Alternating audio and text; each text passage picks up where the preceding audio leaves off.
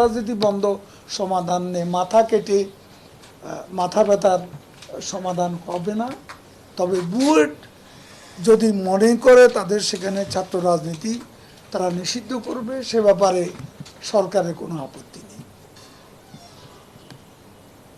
দাবি তো সবই মেনে নেওয়া হয়েছে, এখন তাহলে আন্দোলন কেন?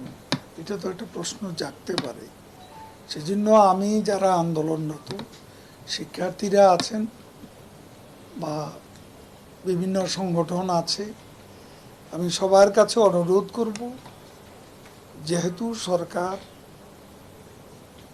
অভিযুক্তদের ব্যাপারে তড়িৎ ব্যবস্থা নিয়েছে, যেহেতু তাদের দাবি মেনে নেওয়া হয়েছে, সে কারণে অহেতুক আন্দোলন না করে পড়াশোনায় মনোনিবেশ করা দরকার।